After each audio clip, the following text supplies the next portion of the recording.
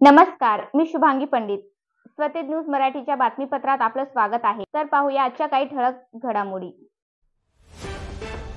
नांदेड दिनांक 4 जून 2024 रोजी नांदेड लोकसभेसाठी मतदान प्रक्रिया पार पडली असून महाविकास आघाडीचे उमेदवार वसंतराव पाटील चव्हाण यांचा विजय घोषित झाल्यानंतर कार्यकर्त्यांनी काँग्रेस कार्यालय बाहेर फटाक्याची आतिषबाजी करत गुलालाची उधळण करून जल्लोष साजरा केला. यावेळी मोठ्या प्रमाणात महाविकास आघाडीतील कार्यकर्ते मोठ्या संख्येने उपस्थित होते.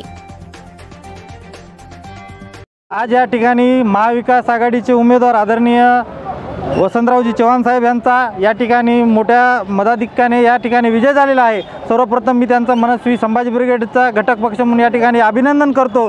ही लढाई आज हुकुमशाही विरुद्ध लोकशाही अशा पद्धतीने झाली होती. या ठिकाणी लोकशाहीचा विजय झालेला आहे आणि या ठिकाणी ज्या ज्या महाविकास आघाडीच्या घटक पक्षांनी या ठिकाणी वसंतराव चव्हाण साहेबांचं या ठिकाणी काम केलेलं आहे त्यांचं मी एक घटक पक्षाचा एक कार्यकर्ता म्हणून त्यांचं सर्वांचं आभार मानतो आणि पुन्हा एकदा वसंतराव चव्हाण साहेबांना शुभेच्छा देतो आणि थांबतो. जी अत्यंत प्रतिष्ठेची अशी ही नांदेडची लोकसभा निवडणूक झाली होती. त्या ठिकाणी विरोधी उमेदवारांनी या ठिकाणी मोठमोठ्या या ठिकाणी सभा घेतल्या होत्या.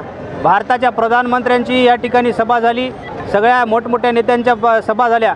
पण या ठिकाणी वसंतराव चव्हाण साहेब यांच्या विजयासाठी या ठिकाणी कोणत्याही पद्धतीचा मोठा नेता या ठिकाणी आलेला नसतानाही या नांदेड लोकसभेतील जनतेने ही निवडणूक अत्यंत जिकरीची केली होती.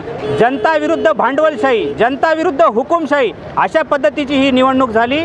या ठिकाणी अशा पद्धतीची निवडणूक होऊन धनदांडग्यांना या ठिकाणी पाडण्यात आलं आणि या ठिकाणी सत्याचा विजय झाला. त्याच आम्ही या परिस्थितीमध्ये आम्ही महाविकास आघाडी आमची उद्धव बाळासाहेब ठाकरे शिवसेना यांच्यासोबत संभाजी ब्रिगेडची युती आहे. आम्ही त्यांच्या वसंतराव चव्हाण साहेब यांच्या खांद्याला खांदा लावून या ठिकाणी या प्रचारामध्ये भाग घेतला आणि गावागावामध्ये जाऊन या ठिकाणी प्रचार केला. त्या पद्धतीनं जनतेनं त्यांना भरभरून या मतदानरूपी आशीर्वाद या ठिकाणी दिलेला आहे. ते येणाऱ्या काळामध्ये जनतेचा या गोष्टी त्यांनी जे आशीर्वाद दिला आहे त्याला कुठेही तडा जाणार नाहीत एवढं या ठिकाणी सांगतो.